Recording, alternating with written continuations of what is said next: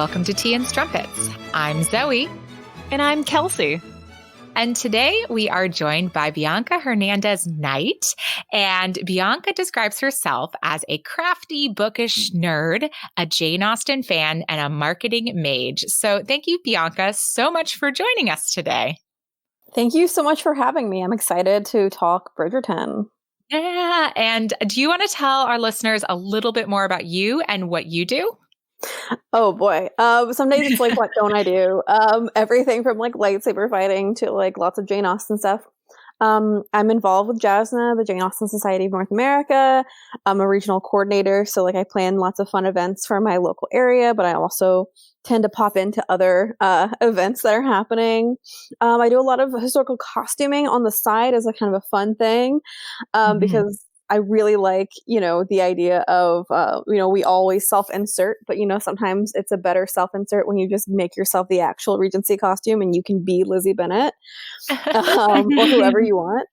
So yeah, I do a little bit of everything. And people probably know me online. Like I do book hoarding. I used to be an admin for Drunk Austen before it went away. So yeah, I feel like I just have total sadness. That was a very sad day.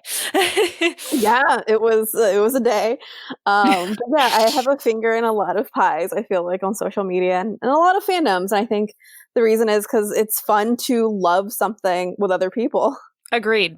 Yeah, I can't agree more. And the reason that I reached out to you was because of your historical costuming. And I saw a video that you created about Bridgerton and the costumes kind of before it came out. And we'll get into that later in the episode. But that's kind of the main topic we're going to be discussing here today. We are discussing episode 3, but we're also discussing the costumes of Bridgerton. So I'm super excited to get into all of that. But before we do the recap and have our conversation, can you tell us what your relationship to the Bridgerton books is? I'm going to be honest with you in that I didn't even pick up the books until I knew this was being made. I read other Regency romance. This is very exciting. Yeah. So I definitely read other Regency romance, and this just hadn't been one that had gotten in front of me for various reasons.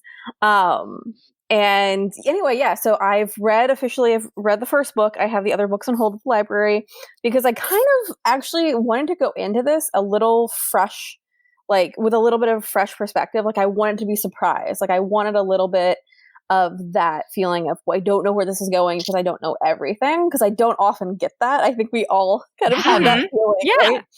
As avid readers. So yeah, it was actually kind of thrilling to be like, I don't know exactly where this is going, and I have a basic basis of this. I have an understanding of what this fandom is and like the history of this and like the community around it that already existed pre-show. But that like was really it going into it, other than like also understanding the context of like, this is a really big deal for romance and for Regency romance. There's a lot of historical context there, which I don't need to get into, but like those were the kind of the things that I went into with, and reading just the first book and being like, that's all I know. They're going to change it, and let's just run with this. Wonderful. I love that you kind of saved it. I've done that some with other things where I know it's a book, but if I haven't picked it up yet, sometimes I'm just like, well, I'm just going to watch their adaptation and see what my virgin thoughts are a little bit. Like I understand the wanting to be surprised. So kudos to you. Yeah, sometimes reading something, especially right before you see it, or rereading something right before you see it, makes it worse, because then you're remembering all the little nuances that you loved in the book rather than just enjoying the adaptation for what it is. So very cool. Oh, yeah. Oh, 100%. Especially I feel like classics, because the classics always get this treatment that's always like, they can't fit in 10 hours of content, right?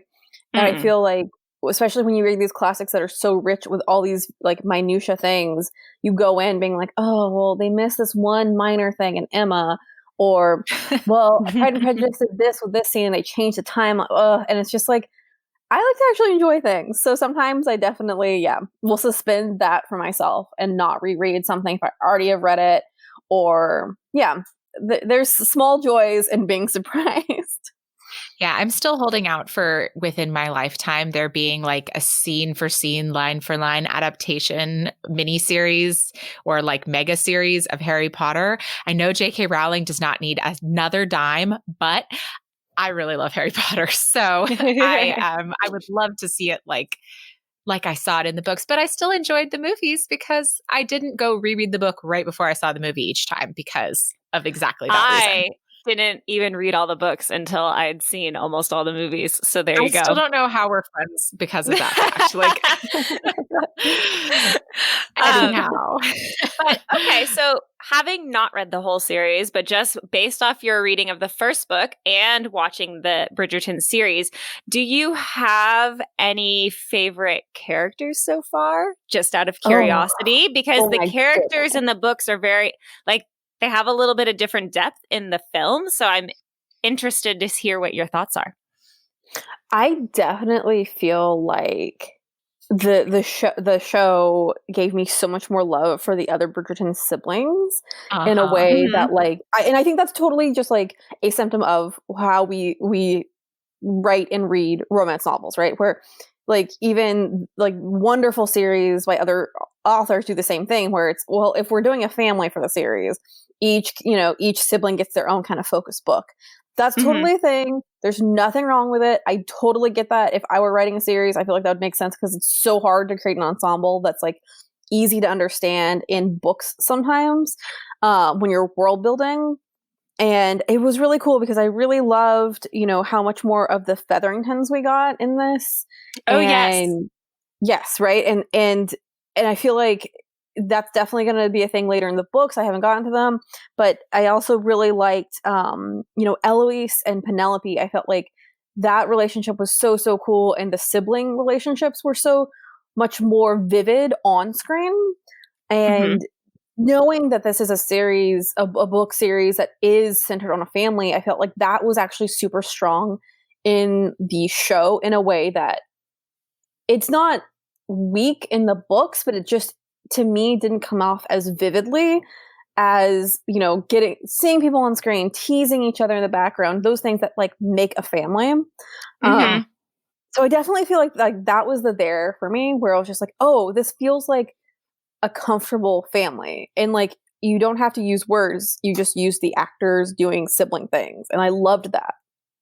So yeah, I feel like Eloise and Penelope are like some faves for me, but like complicated faves because I'm like, I love y'all, but you're not perfect, but like I still love y'all.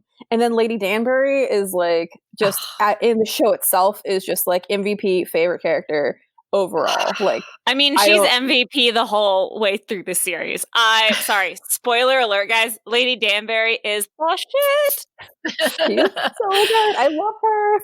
I don't think it's a spoiler. I think it's just fact. That is just fact, I should say. Yeah, no, she's fabulous. I absolutely love her as Lady Danbury too. She could not have like taken that character she could not have brought that character to life any better. I imagined 100%. Lady Danbury being more decrepit, from the books, but her attitude was always spunky and young. And the actress whose name escapes me at this exact moment in time because I have mom brain, just did an absolutely fabulous job bringing her to life. And now that is how I see Lady Danbury, period. Oh, yes. 100% agree. She did such a good, the casting on that was perfection. She did such a good job. Lady Danbury jumped off the screen for me, which is great because she's one of my favorite characters from the books as well. And I do love the Eloise Penelope relationship. I thought that casting was great. So I'm very excited that you like them just as much as we do. I will say, just for my own personal opinion on like the family dynamic, having read all the books, and I will say this is a lovely spoiler for you in the sense that when you read more of the books, you're going to get more of that sibling dynamic that you saw in the show. And so once you've read like 2 or 3 books, you're like, you really start to feel the sibling. So for me, like initially in the show, I was like, I need more Bridgerton sibling interaction. But then again, I've had 8 books of Bridgerton sibling interaction. So, well, but I agree with Bianca here, where she's saying like they brought that out, and I think it was really incredible how well they took kind of a lot of the overarching themes of both the Bridgerton books and the Regency romance genre and brought it to life for people who've never read it or seen it or been immersed in that either of those things in such a short period of time. Like in 2 episodes, you knew what was going on in that world. Like they brought it to us. And anyhow, it's great. But I know we're going to talk more about that later. Yes. The biggest thing for me is the introduction to wider audiences of Regency romance, whether it's Bridgerton or anything else. To me, like, as much as like I totally respect the fandom there, I'm just like, I've wanted wider audiences to understand the exact genre that is Regency romance, because it's a huge deal and has a lot of people who love it.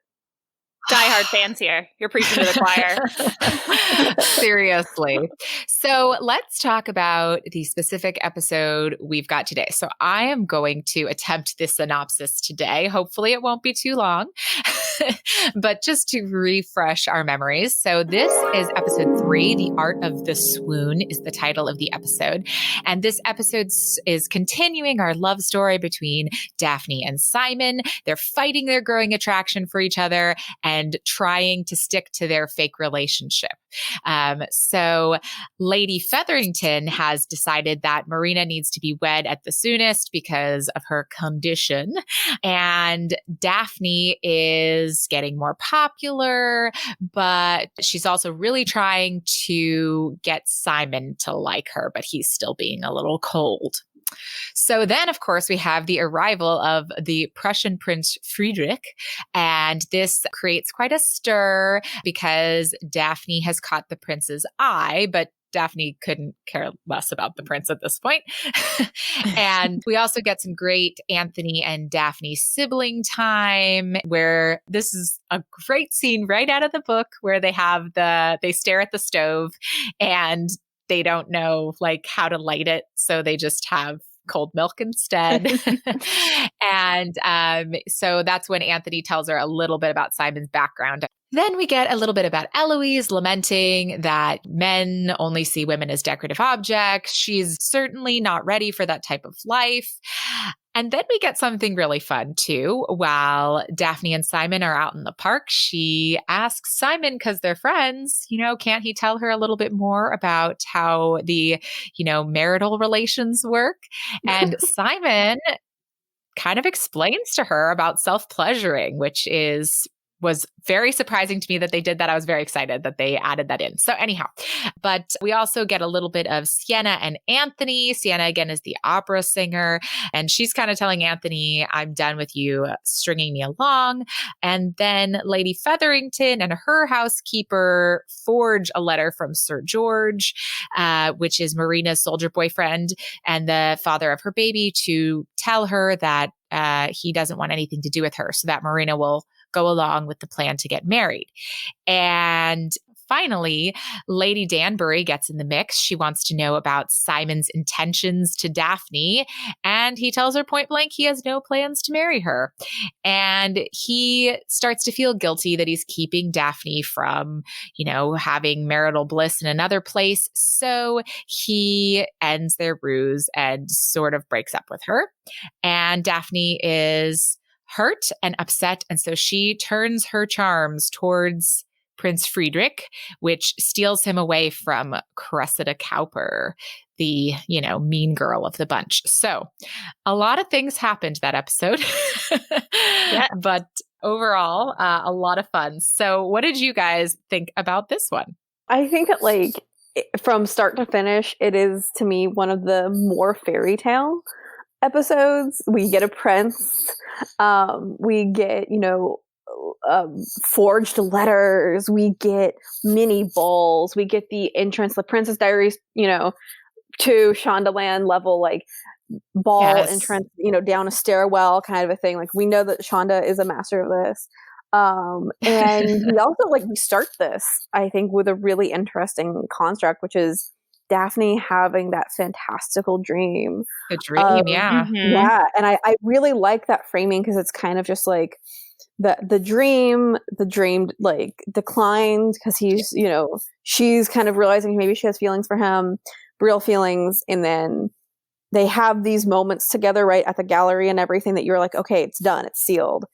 Mhm. And then he steps back and he has like this moment of like reconciling what's happening and he doesn't want to deal with it. And then you have a prince that's to the rescue, essentially, right? Like I kind of like this idea of like, again, in the genre of romance, we have this fantasy of a fantastical relationship, and then we have a prince to save the day. Although we know, I think, even without spoilers, that like, of course, that's not the end of this story, and it's not really the like end of their relationship together. So I think I completely agree. But also at this point, I have a note from while I was watching this episode. My husband is watching the series with me. He's never read any Regency romances. He has never listened to an episode of my podcast. And, you know, this isn't his jam, but I'm like, you got to watch this with me so we can talk about it. And he's enjoying it. But he turns to me at this episode and says, so do Daphne and Simon end up together?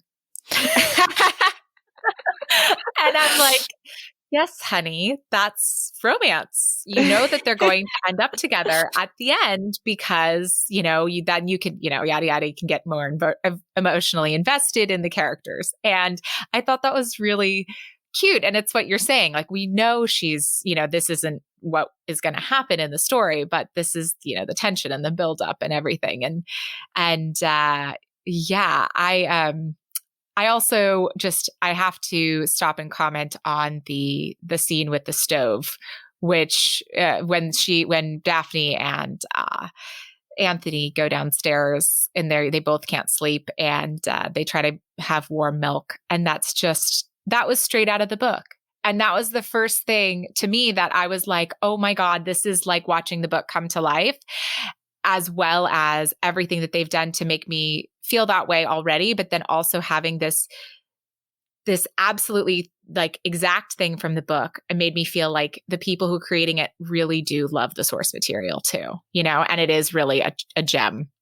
Yeah, I think that was something even throughout the whole series of watching it, there were these little scenes where I was like, that's straight from the book. Like there were even some dialogues. I was like, that's exactly how they said it in the book. You know, it's like these little moments of word for word, like scenes. Anyway, I digress, but those are always just fun to see as book lovers. But I really liked the scene. I really liked the drama with the like Lady Featherington and her lady's maid forging the letter to Marina, and the whole scene with Lady Danbury, like basically pointing to Simon and the prince and being like, she could have that, but you're over here toying with her feelings. And he's like, I guess I shouldn't do that because he's a manly man who can't acknowledge his like of her. And can we all agree though that Prince Friedrich is a catch? Like, he's so nice. Yes. He's so nice. He would have been a better match for Daphne. I kind of in this episode and the next one, I'm like, go girl, like become a princess. I mean, obviously, I want her to end up with Simon. I get it, but I'm also like, this guy's really nice, and I kind of like, I know what's coming for you, girl, and so I know you're going to have to go through some hardships. So I feel like maybe Prince Friedrich would be a little easier for her, but would she really love him as much? Yada yada yada. I know. Yeah, I also love how they costumed him different than anyone else, right? Like, Yeah, we get him in this lush blue in a way that, like, I think they've built up like this visual, like the Bridgertons wear blues and everything, and I kind of liked the idea of as far as color coding, like, and color matching costumes. I was like, oh, like this is the only dude that we see in this really distinct blue, like officer kind of uniform. And also it's like, oh, are you trying to visually signal that, like, of course this would be a good match because, like, you know, it's in the context of her family. Yeah, they're very matching. You're right. Like when they stand next to each other, it's like this, yeah, like color coordination. But before we like finish up our episode discussion, there's two more things I want to discuss. One, I loved that Benedict asked Eloise about being Lady Whistledown. That I loved. I was very glad that they brought that in there because, you know, in the books, a lot of people ask Eloise if she's Lady Whistledown. So I think that it's good that they made sure to bring that into the series. Mm-hmm. And the other thing that I really wanted to make sure we talked about is the masturbation scene with Daphne, because first of all, talking about a woman taking pleasure for herself, like, you know, being told about it point blank and then going and doing it and then being verbal. I think later it might be that she's verbal and she tells Simon like she thinks about him when, you know, she's touching herself. That's the kind of stuff we don't see as kind of much, I think, as we did in this show or in this genre. And I also thought it was a really, I almost don't like using this word, but like tasteful self-pleasuring scene. Like it wasn't, but I think it wasn't uncomfortable for people who think it's uncomfortable. Does that make sense? I 100% agree with you because I was watching it and I did not find it it wasn't something that I found uncomfortable. Like even if my mom had been sitting next to me, like, you know, I wouldn't have thought it was uncomfortable to like do that. And I liked the idea of, and then we've talked about it too, just the normalizing of female taking their own pleasure, but not in as like a crass way. Does that make sense? Like it wasn't explicit, but it was very clear what was going on. And I think that that's something that's really important. You don't want to hide it. You want to be really clear, but at the same time too, I think that so much in our society today is so like sex, like in your face. And like which a lot we get of later in the series. which we get. I mean, there's plenty of bare ass and that's great. I'm all for it. But I will say too that people think that when you say you read romance novels, they think that it's like, you know, it's referred to as lady porn or this and that. And it's just like, for me, that's such a negative connotation to it because that diminishes the empowering aspects of it versus like seeing a woman learn about being able to take her own pleasure and then taking her own pleasure. I think that was very empowering to see that done in a way that wasn't, you know, snickering or snickering or just like blatantly like over the top. Crap. Yeah. And I think too, for me, it's all about gaze, like you're saying, right? Like when we have these scenes of women finding their own pleasure, it's usually in like the ways that you're describing. And I think they made the gaze for this on her and her self like development and growth versus when we've seen her brother taking his pleasure, not like in the same way, not through masturbation, but through Sienna. We see it so differently, right? And we also, even in this episode, have her grappling with how he's treating her. And I think like those contrasts are so different in how he treated them because not only is it a thing of its time where like it would have been, you know, scandalous to talk to the person you're recording about that, but like having it not be the scandalous thing for her to do in her room, have it be this like comfortable thing. I think that's the thing we see in romance novels where it's like we have so many journeys of self-discovery and sexual discovery for women in romance. And I think that's actually really important because the reason we write that is because we don't get that education and we don't get that empowerment when we are those, you know, young and naive and don't understand those things. And that's why we have that. It's like low-key, like secret sex, you know, sex ed. And I really do. I agree. Like, I think that it was so well done and so beautiful. And I've seen, there's still some people I see on certain spaces that are very scandalized by every single sexual thing in the show. And I'm like, okay, well, A of all, it was not made for you then. But B of all, like, I think that especially like her kind of understanding, like there's a lot in the series about like her not being as aware of things. And that's later in the show too. But I think that this is really beautifully done in a way that we haven't seen done on the big screen or small screen. And it's one of those things where I really hope that this paves the way for more of this genre being adapted because there are really cool and wonderful ways that we can frame women's pleasure and women's like sexual understanding and awakening that isn't degrading and devaluing of them. Yes. And it's something too, like, you know, for someone who was saying like they were scandalized by this in the show. And I think because a lot of times our shows, like tons of shows out there are sex heavy, but they have a bit more of like that grittier feel to them. You know, they have a bit of like a darker filming to them, like, you know, like they're kind of either darker or more dramatic. And then to see this thing be like, oh, well, it's a love story. That's what this show's about. It's about a love story. And then they're like, they're having sex. It's like, yeah, because sex is a natural part of falling in love, guys. Like, hello. Gasp.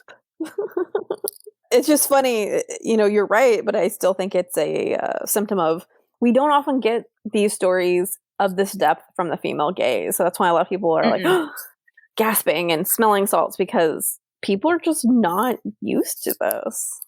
And I'm so glad that they made this show, like we've been saying, you know, very kind of true to the genre in this way, you know, that we are showing female empowerment through the female gaze, you know, learning about ourselves and our bodies, and you know, having this kind of sexual awakening, which is so much of what romance has done for many people.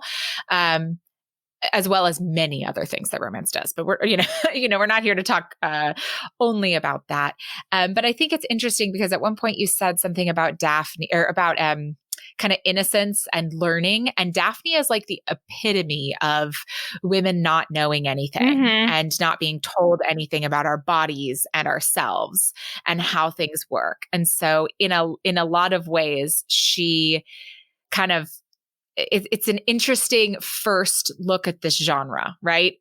Being adapted onto the screen to have the absolute, like, you know, girl who knows nothing, which is not my favorite character necessarily to deal with. I like a lot of the other characters that writers are writing nowadays, but more than this type of character. But I think that that's something very interesting.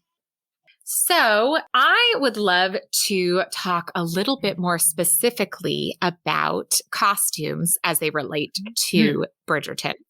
But before we get into that, shall we adjourn to the parlor? We shall.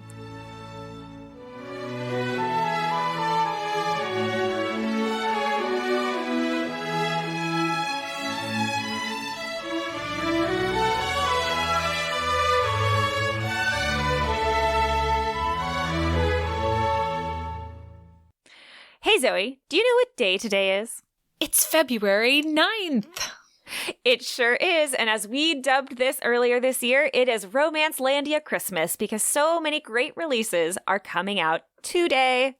Today, including the book that we're talking about here in the parlor, which is The Duke Heist by Erica Ridley. Yes, you can all grab that book now, and we think you should because it's, well, fabulous. Yeah, this was a book, as we talked about before, that I gobbled up so quickly, even with having my infant. And it is the first book that I could not put down of 2021. Yes, this broke my book hiatus, which lasted a couple weeks. And then I picked this one up and couldn't put it down also. So for a refresher, The Duke Heist is out today. And the whole series is inspired by the TV show Leverage. So it's Regency bad, quote unquote, guys doing good things like Robin Hood, but with more dukes and carriages. Yes, and the found family of the Winchesters are a multi-talented crew who are adopted by a wealthy baron with a secret mission to fight for justice from the margins of high society. There are heists and capers designed to help those who cannot help themselves and who have nowhere else to turn. The Winchester siblings also represent a diverse and inclusive cast in terms of sexuality, gender identity, class, race, and ableness. Many of these elements are own voices for Erica, who is biracial, Black, bisexual, and has a chronic disability. And we are not the only ones who loved this book. Eloisa James loved it too, saying, quote, "Irresistible romance and a family full of delightful scoundrels. I want to be a Winchester." So The Duke Heist is the first in the series where we meet Chloe Winchester, who is, her best capability is, one, she's like a really fabulous sleight of hands pickpocket, like magician level. Yes. But she also feels that one of her talents is being invisible. She knows how to slip in and out without really being seen. And she kind of wishes she could be seen a bit more. Yeah, she's definitely having that moment of like, yeah, it's kind of hard to be invisible when you do want to be noticed. And, she finds someone whose notice she'd like to have. And yeah. Unfortunately, he's noticed her too, and that's all good, except for the fact that he's kind of her mark, and he's not really supposed to notice her that much. No, not as much as he's noticing her, and that definitely unsettles her. And, everything else that comes after is what makes this book so great. Yes, so grab your copy of The Duke Heist today at your favorite store or visit ericaridley.com for more information. And there is a special bonus for a limited time. If you buy The Duke Heist and register your purchase on Erica's website, she'll send you a free bonus Winchester novella, which I'm definitely going to have to do like today. I haven't done it yet. Yes. So I need that novella. So visit Erica Ridley, ERICARIDLEY.com for that bonus novella. And we have a very special extra. Stay tuned after this episode for a free sample of the audiobook of The Duke Heist. Oh my gosh. And it's good, guys. So definitely make sure you stay tuned after our outro for that. And if you'd like to interact with our Bridgerton recap on social media, be sure to use the hashtag #BeMyBridgerton, BEE MyBridgerton. And to get in touch with us about this or any other episode, you can contact us via our email, which is romancepod@gmail.com. We're also on Twitter and Instagram at T as in Tom, N as in Nancy Strumpets, Facebook /TN Strumpets, and on YouTube by searching our name. And if you really want to be in the know all about Tea and Strumpets, you can sign up for email notifications on our website. If you subscribe, you're going to be the first to know what we're reading each month. Plus, you get all sorts of extras, which include exclusive content from each of the authors who join us on the podcast for an interview. And our website is romancepod.com, and you can find all sorts of cool stuff there. So be sure to take a look. And finally, if you like what you're hearing, we'd be honored if you could leave us a review. Reviews on Apple Podcasts, Facebook, or wherever else you can review us really help other listeners find us. And of course, you can also just tell a friend. Word of mouth is one of the best ways that I've discovered podcasts, and your recommendation is a great honor.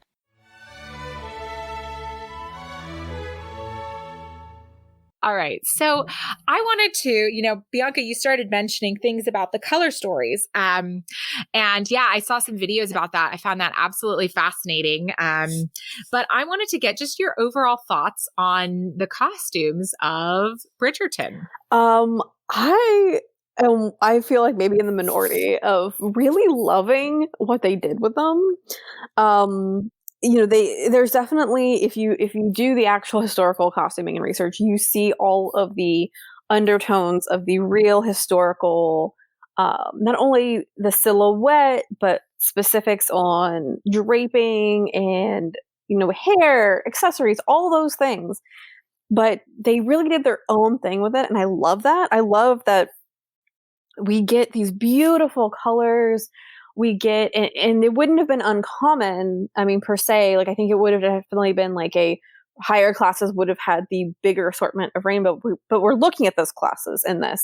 And I think, especially looking at a lot of Austen things, like they are not upper class like the tone, like they're not that level, which is why we get much more of these like earthy tones, I feel like. And that's a fine signal. I think, looking at visual signals in costuming across period pieces, that's not uncommon. So I really love that, like, they just went all out. They made this kind of like Coppola level, like candy colored costuming. It was like you walked into a patisserie of costumes, and I love that because you had like the Bridgertons with their blues and the hues that made so much sense for them and that were much more demure than the Featheringtons. But the Featheringtons were meant to look like that, right? Oh yeah. And I think that's like so cool and fun, because they still use, they go to the same modiste, right? Like that's like in like we get that, like these are choices that are made, and I really dug that. And I also think too, they did a lot with not just the women's, but like even the men's costuming. They had, Simon in a much more modern silhouette that really He almost never had a cravat on. Almost I never. I was like, scandalous. I love, though, that in her fantasy at the beginning of this episode, he did. I thought that was really funny. Like, her fantasy is him in a cravat. Wow. I didn't notice that. I mean, I definitely noticed the lack of cravat very, very frequently, but I didn't notice it in the dreams. That is really an interesting choice. That makes me think. Yeah, and like she also in that fantasy has gloves on, and they rarely do have gloves on because, as we all know in period pieces, like we all swoon over their naked hands touched, and I think it's really funny that like it's all naked hand touching in this. And I think through the series too, we see him wear much more traditional. Like he starts to wear cravats more sometimes, and I think it's one of those visual indicators of her styles change a little bit. But his do too. And I think it's kind of this, like, when you're with somebody, sometimes it's not that you're changing exactly, but you're kind of being exposed to different things. And I think, especially for him, I feel like the signals on the show of no cravats are kind of like signaling they're a little bit of a rake. And I think that's kind of him being like a little bit more settled, a little bit more accepting of like convenient or modern like fashions and like, the standards around that. So it's just like super fun. There's just so much to talk about. I could talk about like the costumes in this forever because it's just, they had vision for it. And I totally think that they owned that. Yes. I agree. I think, and it went past the costumes. It went into the sets of the houses. Yes. So the Featheringtons really do, match their wallpaper, or I shouldn't say match, but they what's the word I'm looking for? They clash just perfectly. Yeah. Yes. And the Bridgertons look like they're, a scene out of Vogue magazine every time they're in their parlor. So it's just, it's really beautiful and playing to that. And I liked the development as well. I noticed, especially Daphne. Daphne's wardrobe changed when she married Simon. All of a sudden, she got a collar. But I was really into it. But I wanted to talk a little bit more specifically about that. Like, did you have a favorite costume from the whole series or like a character whose wardrobe was your favorite? Because I felt like every character's wardrobe was very much a story for that character. Oh, yeah. Every scene. Oh my God. Every character, I like totally 100%. If you look at their costumes, it is a story and it is beautiful and fun. If I could steal anyone's wardrobe, it would be Lady Danbury's. Hell yeah. Like her color coordination for her like dress. Jewel tones. Yes. Okay, first of all, jewel tones are like a fave for me. I don't see it often enough. And again, this is a thing where I'm like, oh God, I hope that in like the next wave of like Regency, like costuming, like people who make new costumes, they embrace these colors because they're gorgeous. But her costumes were fabulous because it was literally everything matched. Like the sheer organza that went with stuff was the exact right color to go with her, the dress itself or the more tailored kind of pelisses that she had.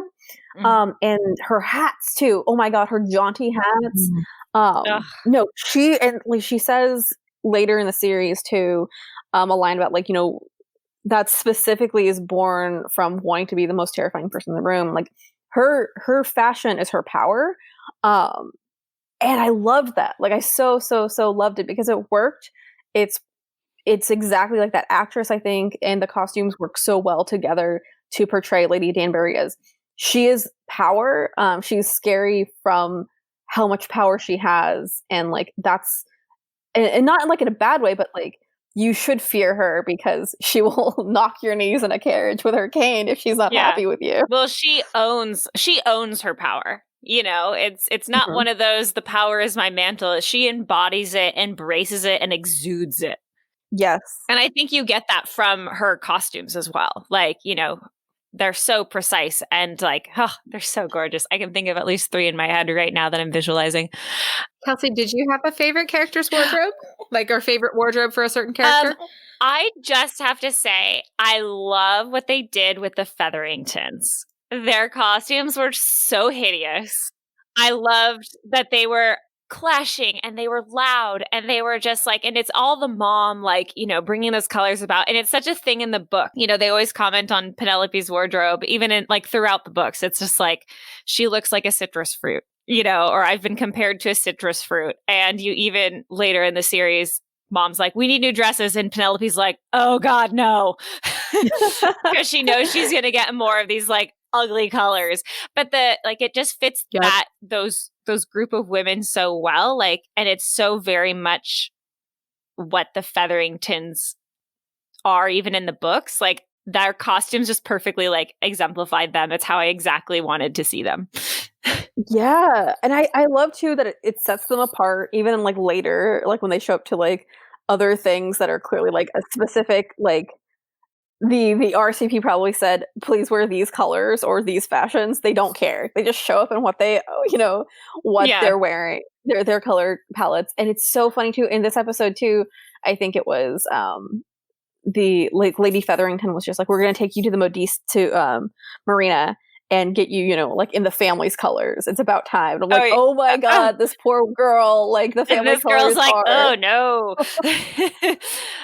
But I love that. And like, I also think that's a cinematic trope we see. Like, I think that like the wicked stepsisters, right? Like are often like the stepmother and like the wicked stepsisters and Cinderella are often also clothed in the opposing colors to the main heroine.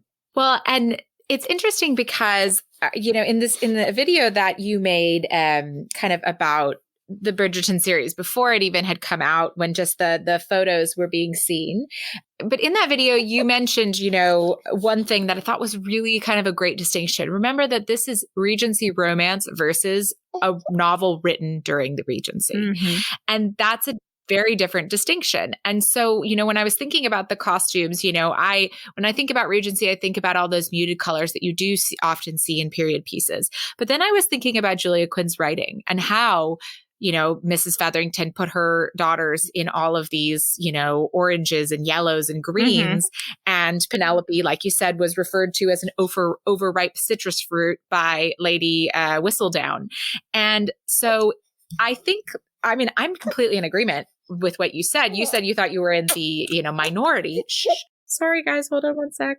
It's okay. Quick sidebar while Zoe's coaxing Sarah into eating. I also just have to quickly point out, let's talk about Queen Charlotte's wigs just for like half a second. Oh my God.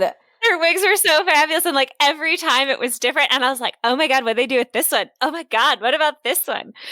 And like they add more things to them as the series progresses. Like there's more things to see.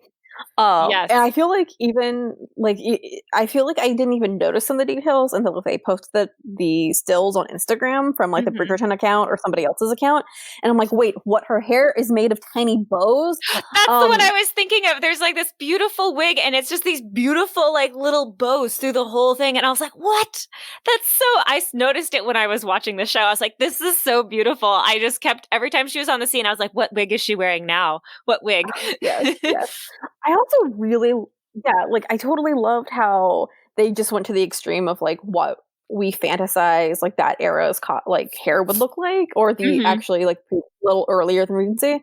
But those details are so good, and I also really, really love that they embrace it. Like we specifically cast a Black woman because of like Queen Charlotte's like Black ancestry, and therefore we're going to have her have like her wigs are still going to have like Black influences in them. And I loved that, especially in the costuming world where like a lot, like for me, a lot of historical costuming, like we kind of see the same images of the same white people in historical stuff, and like they're like the like ideal because they're that's the actress that's in all the period pieces, or that's whatever. But finally getting to see like a wider swath representation even for hair, I feel like it's such a cool thing, because it's also, I think, empowering, I would hope, to any costumers who want to get into this to be like, oh, I could do these really cool things with my hair as well. And like it, I don't know, to me, I'm just like, I really, really hope the signals that like, as a community, especially, we should be more accepting of like people's hair is different. They can and should style their hair as whatever way they want to, because the queen did it, and therefore we respect this. But I think also just talking about like, hair can tell a story too. And everyone's hair doesn't need to be the same, because each character is unique and different, and their hair should be unique and different as well.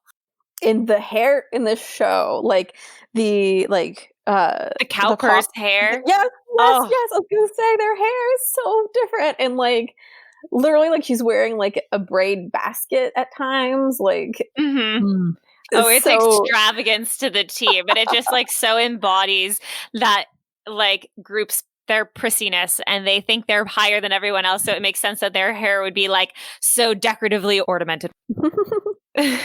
I saw in an article that the costume designer said with Queen Charlotte specifically that she doesn't follow a color story. And I thought that that was really interesting because she was known to be, I think, eccentric, or not eccentric, but to have, I can't remember how they described her in the article. Again, I've got mom brain, but they did that for a very specific reason, to show how,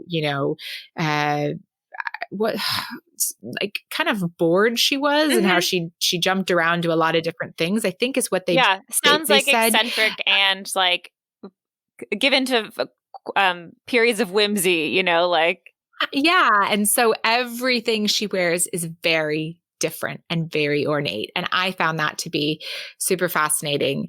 And I know that we've like wandered very far away from this discussion, but I did want to say that my favorite character's wardrobe was Eloise. I really loved her dresses. I was into it. I loved all the bows and the kind of cravat-y things that they gave her. I don't know. I just felt like it was very Eloise, and I loved it. So I wanted to shout out Eloise. Like her wardrobe is a close second for me because of exactly what you said. Like they really used the more masculine fashions and made them so unique and wonderful for Eloise in a way that you're just like, this fits this character that is not of any kind of standard, right? Like she doesn't really love the idea of coming out into society or these other things. She's more excited about like a mystery or, other things. And I love that they, again, visually indicated that she was different from her siblings and different from her family or anyone around her through her fashion. And overall, I think I was saying earlier, I was trying to say before Sarah needed me, that I also, you said maybe you're in the minority of loving the costumes, but I loved them too. I think that I initially had that idea of the muted Regency, blah, blah, kind of costumes that we've seen in period pieces. But I'm so glad that they aren't that way. Instead, as we've talked about through this whole, discussion, the costumes are also really helping to tell the story. And they're not telling the story by saying this is the time period we're in. They're telling the story by saying these are the personalities. Like the discussion you guys had on hair, right? About how the hair was piled high, kind of like you're by seeing those hairstyles, we are kind of thinking that these people are high in the instep. They think that they're high, or they're using that to elevate themselves. The bigger the hair, the bigger, whatever. The bigger the secrets. But there you go. So there's all sorts of really cool things that they did. They said, we're going to, use the costumes to their full effect and not just put people in this time period. We're going to do what costuming is all about and like really make a statement. And I just loved it. Yeah. And I think, as a whole, the series is doing so much to signal this is not a pure period adaptation for many reasons. And costuming is just one of them. Like we could talk for days. I'm sure you've already talked about, music and, other styling choices. Sets, I think, too, are important. There's so much in this show that signals to audiences, this is not your standard. Like this is not a Jane Austen adaptation. We are not doing this today. We're doing something different. We're doing something that's more accessible. We're doing something that honors the spirit of Regency romance. And that's exciting to me. Again, like that is really, to me, like I don't think that Bridgerton is without flaw, but I do think that, to me, the biggest win from all this is seeing people finally see a genre that has been so beloved to them be like honored with an adaptation that actually does a lot of justice to what that feels like. It feels like walking into a Regency romance, and I've never seen that on screen. Absolutely. Now, I don't want to bring this down from all this empowering, wonderful talk that we were having, but I kind of mentioned it before that you made a video before Bridgerton came out. But I think it's important to mention and interesting to mention because I think a lot of our listeners and a lot of people who've read Bridgerton or been excited and seen the hype around it saw at the initial announcement of the casting that there were going to be Black people cast in roles that were written as white people. And there was a lot of racism that came out around that. And I thought that you had some interesting points from your own community, from the historical costuming community that I wouldn't have known or seen. And I just was wondering if you wouldn't mind kind of like explaining how kind of some of their thoughts and views around costuming can actually be gatekeeping, shall we say? Yeah. So for context, like I made a video that specifically is about gatekeeping in certain communities, certain pockets of communities. It's not every single space, right? But I have seen it in period drama communities and in costuming spaces, which was people trying to say, you know, like even talk about the things that they were excited about this. And people instead turning it into a discussion to like really actively trash the show before it even come out. And again, that's in that context, really thinking about how do we talk about shows and do we notice that there are certain media that are more highly criticized than others sometimes. And I think that's a thing. Like people of color often experience way different experiences, like whether it's work or the content they make or whatever, they're often held to a different standard. And what my main point was just trying to bring attention to that. But yeah, I've seen so many terrible discussions, even since it's come out, from people who are just like, well, like Black people couldn't have risen in rank. And it's like, the issue with all these arguments is that at its core, people are using historical accuracy to hide their racism.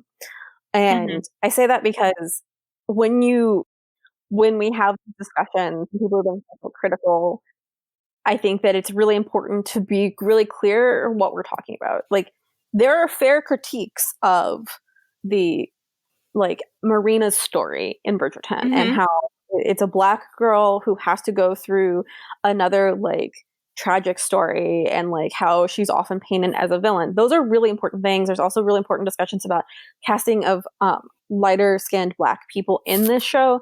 Those are really important discussions. Other people have already had them. I don't need to rehash them here, but that's what I talk about when I'm like, these are really good, interesting critiques because they're going somewhere versus that are, I'm just trying to bring up different facts, quote facts in a world where we understand that history has been very whitewashed. It has erased and attempted to erase a lot of real stories and a lot of real voices from POC, especially from Black people in Europe who have been around a very long time. Like, they were in Europe. They didn't just disappear for European history. Like, existed for all of time. I think that's the biggest frustration for me. It's people who literally, that's the most upset I'm with them. I'm like, I mean, the fact that you can't get over your internalized racism because you're upset that Black people are in London. Whether or not you want to acknowledge that Bridgerton is a fantasy, Black people were in London throughout, like, history. And I think that's, like, really the core of it. It's just, yes, we can have these great critical discussions about things, but, like, if your need for historical accuracy is outweighing actually understanding the conversation, then it's probably something that needs to be examined, aka you probably have some racial stuff to unpack. Yeah, it's definitely been like when you see the conversation become a quickly moving target where it's like, well, actually this Black man did move up in ranks. Well, no, actually, blah blah. And you're like, what is the target then? Like, if you can't enjoy something because you need more racism in it, I feel like that's a problem. And I feel like that's actually like a lot of the core of what I feel like some people don't realize they're saying. But they're like, well, Black people should have experienced this and that. And I'm like, why do you need more racism in your period dramas? Like, especially something like this that's supposed to be escapist at its core. Well, and that's something I really liked that you brought up, and the idea that, like, this is Regency romantic fantasy. you know, like, and I've read a really good article about like, you don't want historical accuracy in your romance novel because historical accuracy is actually not very fun and romantic. You know, people were getting tuberculosis left and right. They were getting syphilis left and right. The city streets of London were literally clogged with horse manure. You know, these are things that like, that's historical accuracy. If you want to talk about historical accuracy. So you don't actually want historical accuracy in your beautiful, fun movies and films. So yeah, let's take some liberties. And who gives a crap? Because we're a modern audience and we don't need to watch another historical drama. We can also just go watch the History Channel if we're worried about accuracy. Yeah, and that's the other thing. So I've had many people accuse me of racism for literally saying there is research showing that Queen Charlotte would have been descended from African people, from 100%. Black people. Yeah. And people say that I'm being racist because they say that that's false information and that anyone who talks about that is being racist because we're, quote, erasing real Black history. And I'm just like, that is such fucked up logic. Like, that, A, you're just making actual research, and B, that, like, again, by talking about that, you're erasing, quote, real Black history. Again, it's like the oppression Olympics. It's just like, like every time we cast a Black person, this is a whole discussion. They don't need to be in an oppressed, like, role. That's not the point of, you know, these discussions about diversity in casting or blind casting. That's the opposite of that point. For sure. And I really recommend that our listeners go out and watch your video, because I think you said you repeated a lot of things you said in your video here, but I just thought you said a lot of stuff very well in that video. So we'll be sure to link to that in the show notes. But before we stop our discussion on costumes, I thought maybe we'll end on a slightly lighter note, which is, do you have a one favorite costume from the show? Because I do. And so I wanted to talk very briefly about it. It is Daphne's riding habit. Oh, that blue riding habit. I want it. I want it. I want it. I want to gallop across every field or ride on Rotten Row in it. And I want one in every color. Yes. It's so good. I'll ride side saddle for that. It's so good. And it's very not in period, like, accuracy, but I'm like, I don't care. It's beautiful. It is gorgeous. And her little hat that she wears with like a little veil over her face. And so good. Oh, yeah, 100%. I was actually thinking about that because I was talking to a friend of mine. She also is involved with costuming. And we were talking about the Dickens Fair, which is in San Francisco area. And it's all about like Dickens London. And it's like a Ren Fair, but for Christmas and Charles Dickens. And she was like, okay, but if you want costumes, like, let me know what you want by this date. And I was like, I don't know. And all I could think of was Daphne's riding habit. I was like, that's a lot of fabric though. So do you guys have any other favorites, like one thing that stands out in your mind? Lady Danbury's like gorgeous. She wore this gorgeous purple, like dark purple dress, and her hair was all done up. That one was a big favorite of mine, as well as her one that was like silvery, and she had this beautiful, magnificent like silver collar around the back, and then she had this beautiful tiara on with her hair all piled up. That one was also fabulous. Oh, so good. So good. Her collars are perfection. Yeah, I feel like my favorite in that, it's a thing that I will probably make, is Eloise's little vest situation that she has at Daphne's wedding, I think. It's like a little pink, double-breasted, I guess, little, I don't even know what they did, but it's really cute. It's another one of they took a very masculine vest thing, and then they tailored it for her and the Regency bust line. And then they have the matching cravat, sheer cravat situation, and I'm just in love with that. I just as much as I definitely have favorites of Lady Danbury's overall, I'm just Eloise's beautiful little chemisette vest situation. I would replicate, and I probably will replicate because it's just so good. Wonderful. So, on this lovely, exciting note about historical costumes, what recommendations do you have for people who might be excited or interested to join the historical costuming community? Oh boy. So I guess I have a few recommendations, which are, get online, meet some folks in the community.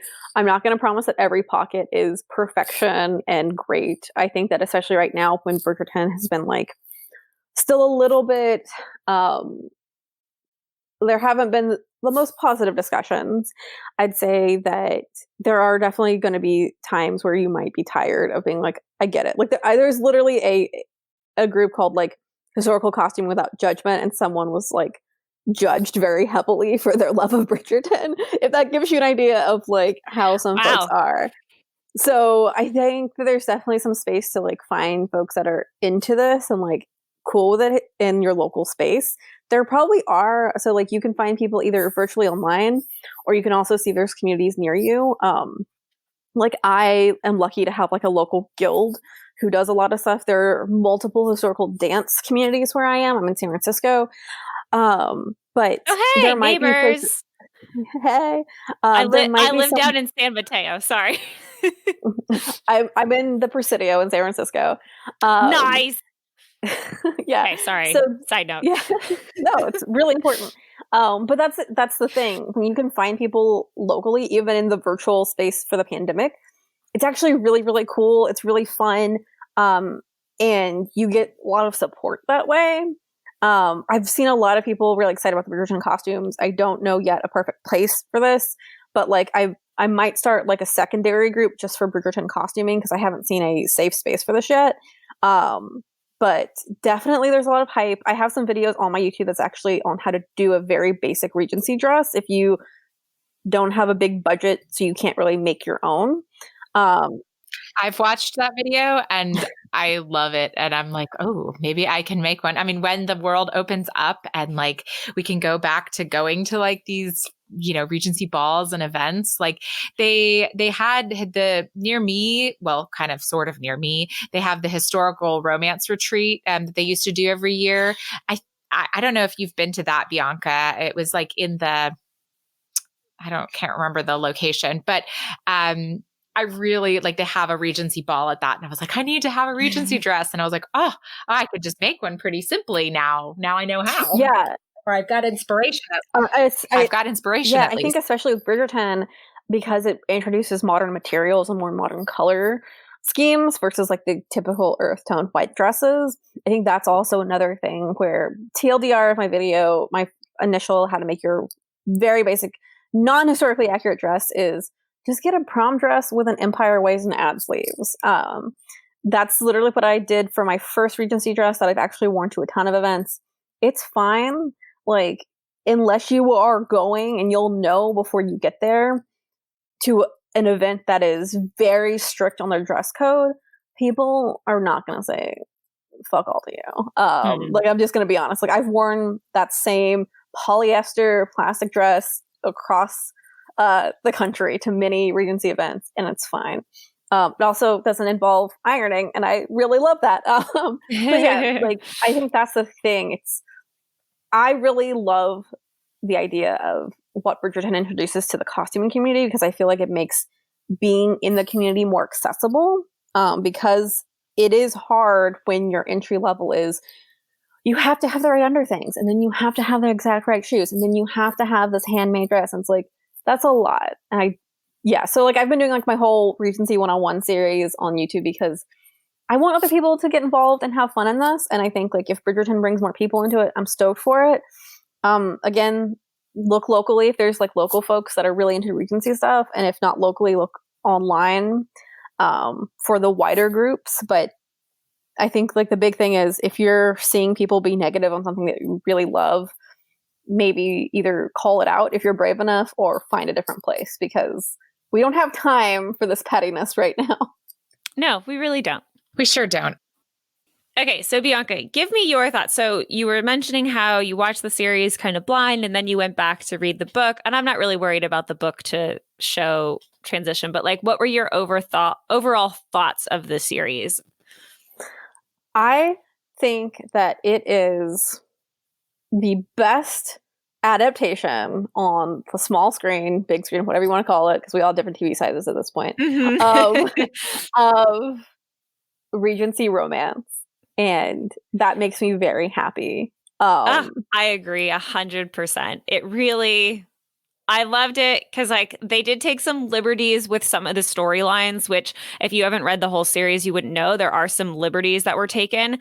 But I'm okay with them because I was like, okay, this wasn't in the books, but like I understand why they made the choices and why they maybe introduced certain characters a little earlier or why they didn't introduce others that were in the first book. And I'm okay with that. Yeah. Yeah. And I think too, this is again like an entryway for like I've seen so many articles that are like, if you like Bridgerton, read these books. If, you know, like those kind of things. And I think, again, like to me, looking at the numbers, because Netflix released like how big of a hit Bridgerton was. And I'm just like, you know, that is really indicative of wider audiences getting introduced to Regency romance. And I really love that. And I think, you know, again, it captures the spirit of Regency romance. I love that it is its own thing, its own tone, its own artistic vision. Yes, absolutely. Yeah. And as I mentioned, I like how it was done very light. And it was like, you know, the scenes with Simon and, you know, kind of understand Simon's relationship to his father. That was all done in kind of a darker tone.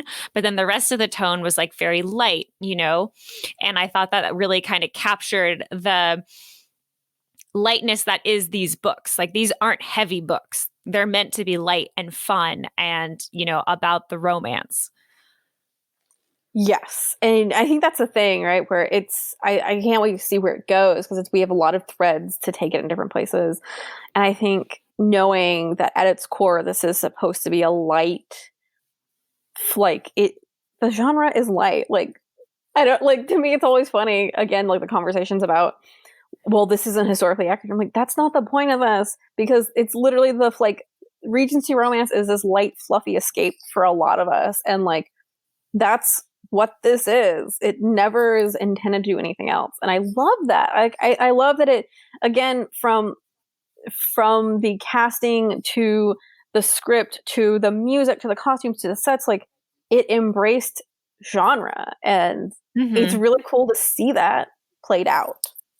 Absolutely. And I really think that they did a really good job setting us up for, you know, another series, you know, fingers crossed, because like, and obviously like it ended very nice and peacefully at the end, you know, our happy endings. There were a couple threads left, but I think that it really helped you set up for a next season. And I'm so excited. Fingers crossed that one stays where it was, because I don't know if you had the Anthony's an asshole thought by the end of the book and the movie, but yeah, I feel like I'm intrigued to see what they'll do with him because I know a lot of book fans are not happy with. Oh no, I'm happy with how he was portrayed because he was an absolute ass in the first book. The problem is if you've read the series, you know that he has this great arc in his own book and that kind of redeems him for being such an ass in the first book.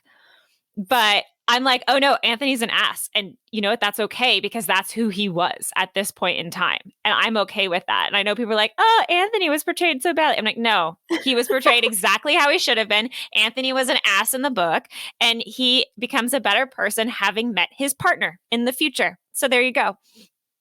I love that. And again, like that's the exciting thing too, as you mentioned, like they made changes even from like how they took parts of the books and everything. And I like that, like, it's going to be exciting. It's going to be fun for like book readers and for audiences. And like, that's Absolutely. Fun for me. That's super fun for me. Even if because to me, I'm like, even if I read all the books before the next season comes out, there's clearly still going to be surprises. And that is great.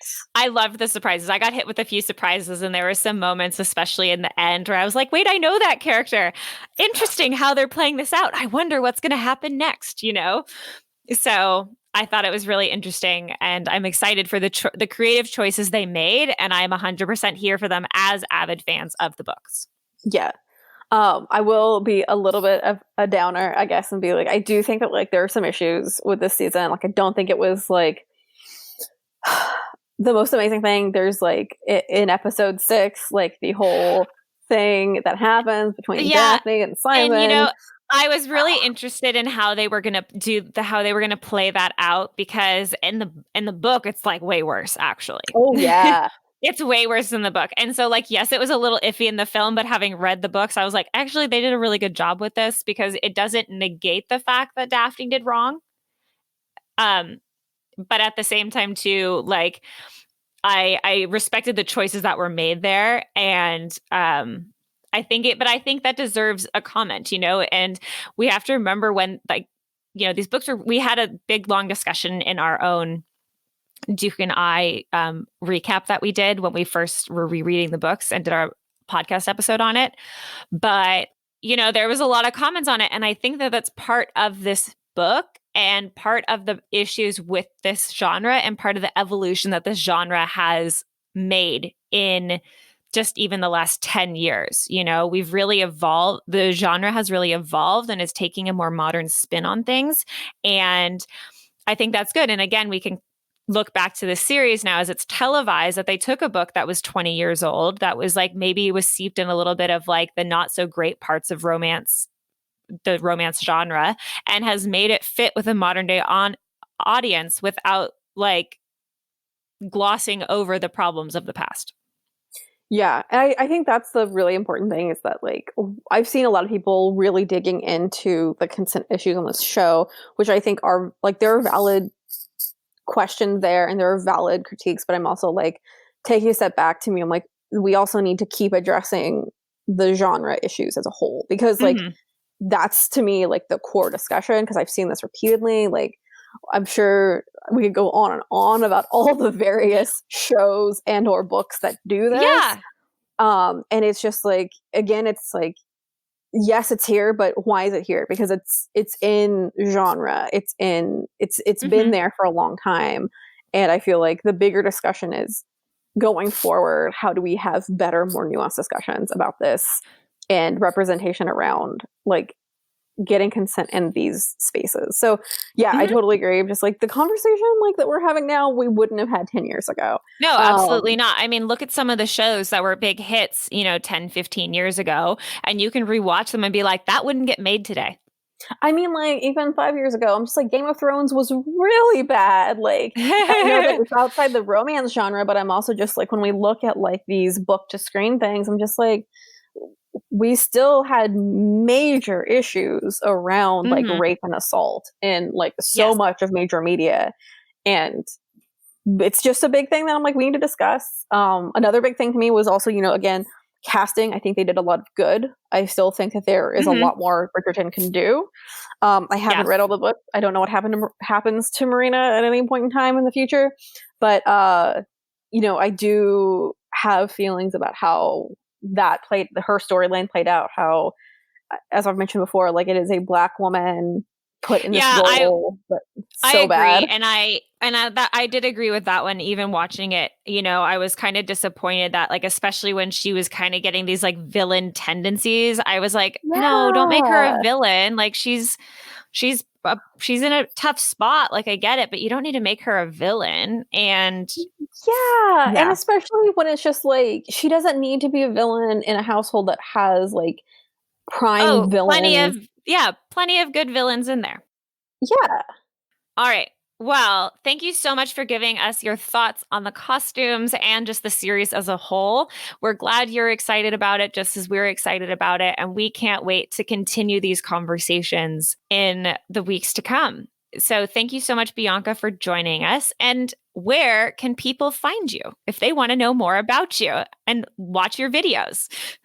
Right. First of all, thank you so much for having me. I loved this discussion. Thank you all for doing these. I think this is like really cool and like also fun for folks who either, like, again, like me, haven't read the books before watching this, or are just suddenly super excited about the show. Because I love fandom, because we can share love over a thing. That is my favorite thing about fandom. Yay! So yeah, people can find me on Twitter. I'm at Book Hoarding. I have a pinned tweet that actually has all of the links that I'm going to list out in a second on how to find me in places. So it has links to my Instagram, which it is at Bianca Hernandez. I have a Facebook page that's just Book Hoarding. But if you want a Jane Austen community that is fun, that I feel like is really progressive and how we talk about things, I have a group called the Jane Austen Universe. You can find it linked off of my Facebook page. And that's just like a fun place where we can laugh about potato memes, but we can also have really critical discussions about things. And I think I've really tried to cultivate a space that's not toxic. And I really hope that if you are looking for that space, that does that for you. And where else am I? Oh my God, I'm on YouTube. You can look for Book Hoarding by Bianca Hernandez.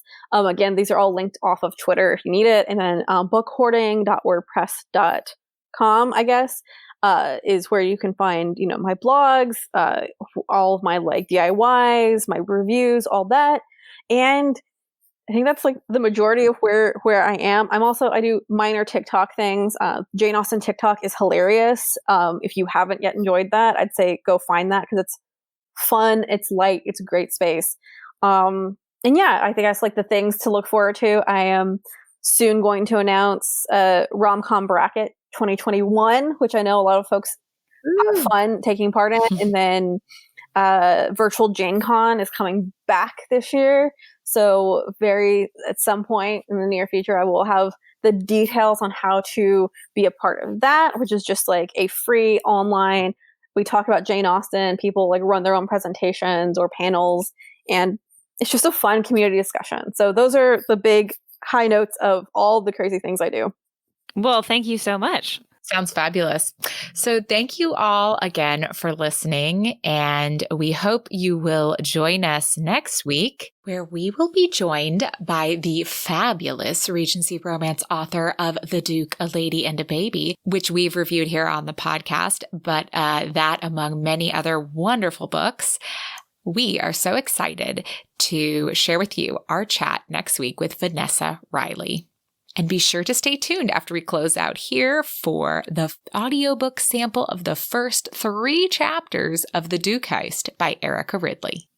And may all your ever afters end happily.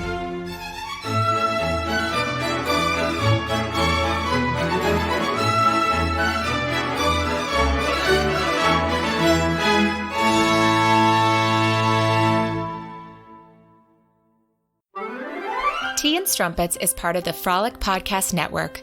Find more podcasts you'll love at frolic.media/podcasts. Chapter 1. March 1817. London, England. Miss Chloe Winchester burst through the door of her family's sprawling residence in semi-fashionable Islington, followed closely behind by her sister Thomasina. Chloe's pulse raced with excitement. His arrogance, the Duke of frosty disapproval, didn't have a chance. Unable to keep her exuberance to herself, she yelled out, "I have news about the painting!" In a more respectable household, a young lady might expect censure for being so vulgar as to shout, even within the confines of one's own home. Such a young lady might also be rebuked for donning trousers and strolling about Westminster under an assumed identity. Chloe was grateful every single day not to have such limitations. Her roguish brother Graham appeared at the top of the marble stairs, delight and disbelief writ across his handsome face. He was used to being the one with shocking news to share. "Don't stand about! Come up to the planning parlour at once. I'll ring for tea."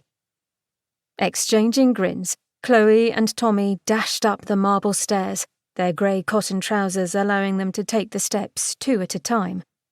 In seconds, they joined Graham in the planning parlour, the communal private sitting room the 6 siblings used for plotting their stratagems. Chloe and Tommy tossed their matching beaver hats onto the long walnut and burl table in the centre of the sound-dampened room. Tommy rubbed a hand over her short brown hair, causing it to spring up at all angles. Graham moved a pile of scandal sheets from the table to the map case to make room for refreshments. Tommy and Graham launched themselves into their favourite needlepoint armchairs between 2 large windows outfitted with heavy calico curtains of ruby and gold. Chloe was far too excited to sit. Instead, she paced the black slate floor, which still contained traces of chalk from the last planning session. She paused before the unlit fireplace and lifted her chin.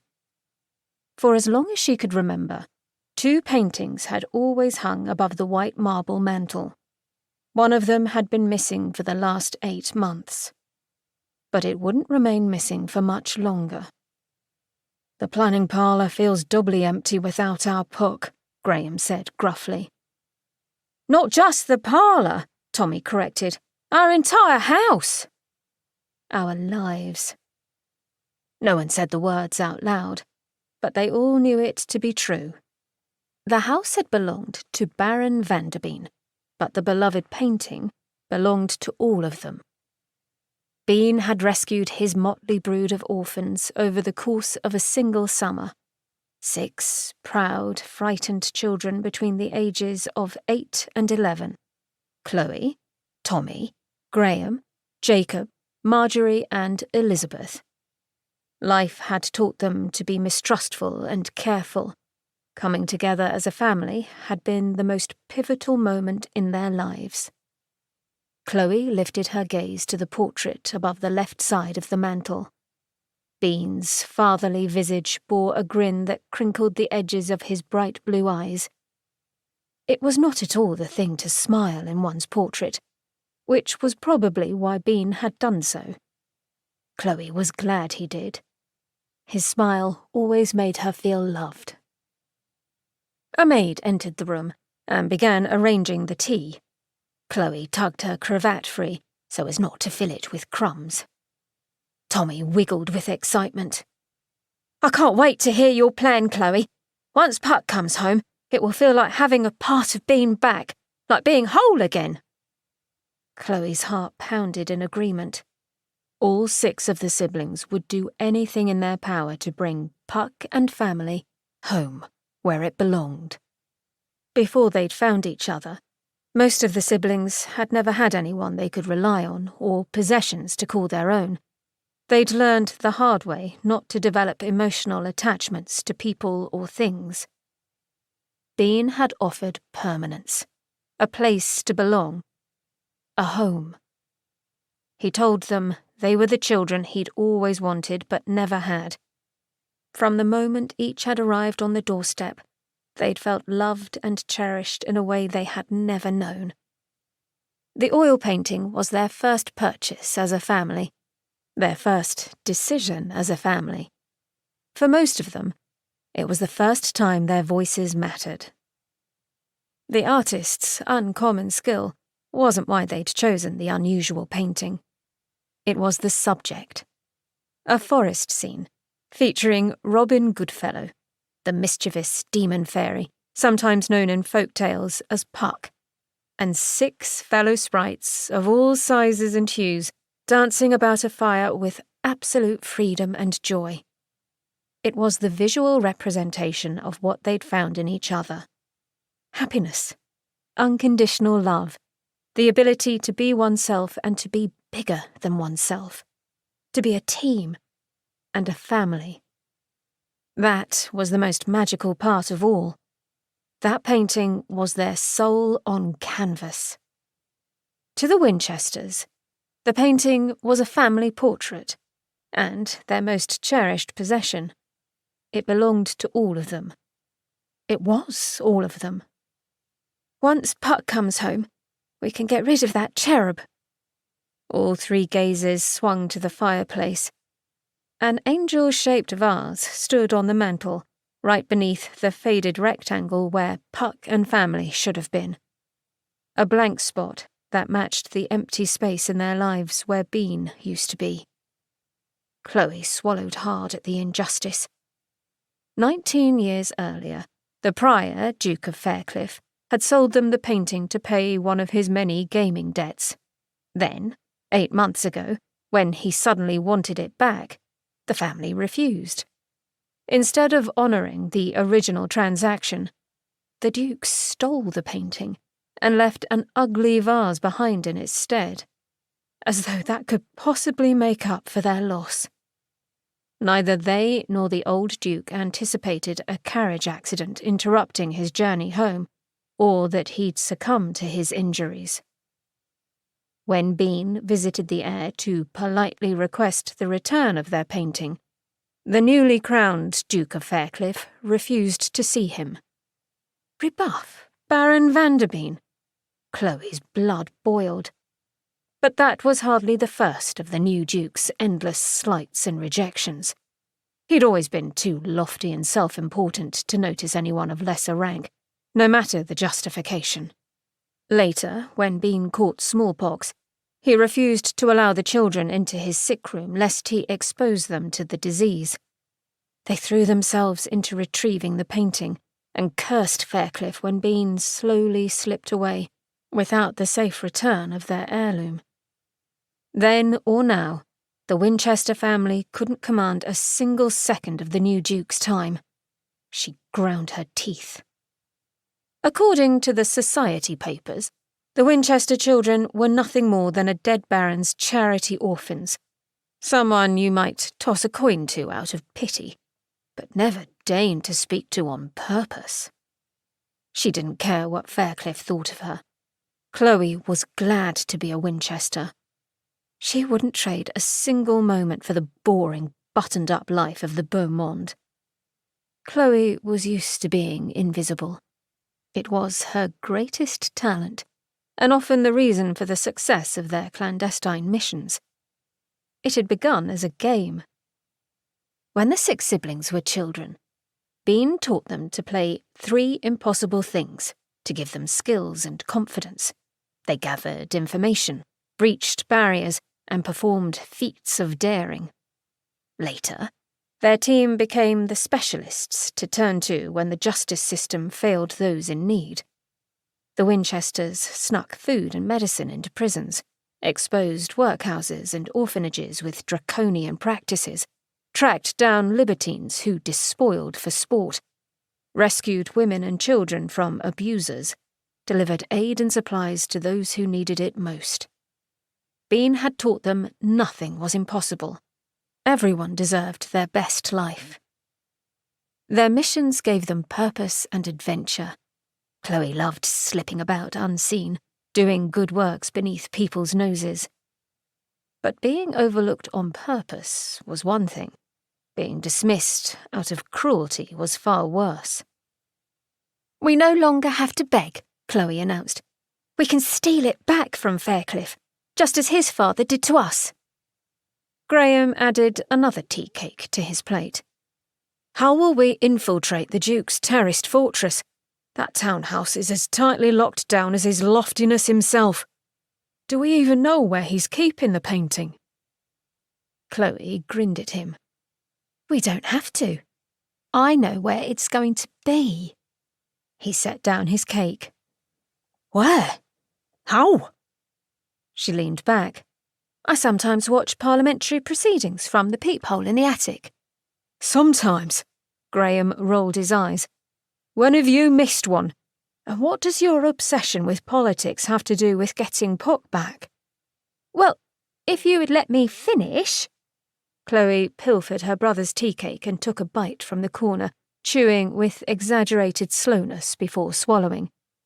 "As I was saying, today, Tommy disguised us as journalists, and we sneaked into the Strangers' Gallery, where we sat behind Mr. York." "Wait," Graham interrupted, his brown eyes gleaming. "Mr. York, the MP whose daughter is rumoured to have caught the Duke of Faircliff's eye?" "It's more than a rumour," Chloe said sourly. "We overheard Faircliff say he intends to give Puck and family to Mr. York's daughter Philippa as a courting gift." Graham's face purpled. "Give away our painting? That knave! It's not his to give!" "That's the bad news," Chloe agreed. She affected an innocent expression. "The good news is that my Jane Brown alias has an invitation to Miss York's weekly ladies' reading circle. I met her when I was on that mission at the dreadful school for girls. Philippa was visiting with a charity group and... You know what? It doesn't matter. The important part is I have access to the home where the painting will be. It's our chance." Her brother pinned her with his too perceptive gaze. "You accidentally bumped into the Duke of Faircliff's future intended and now have a standing invitation into her household?" That's a bit of good fortune. Yes. Chloe became suddenly enthralled by her tea. A very lucky, completely random coincidence. It was definitely not because she read the same gossip columns as her brother and wanted to see for herself what kind of woman attracted the Duke of Faircliff's attention. Chloe had passed by him any number of times, not that he noticed.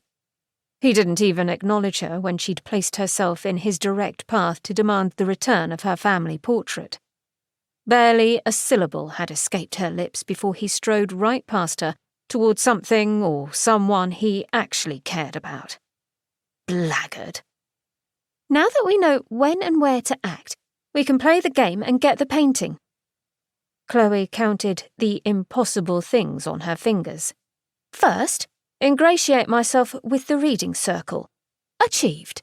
Second, retrieve Puck and family once Faircliff delivers it. Third, replace it with a forgery so no one suspects a thing. It all happens on Thursday.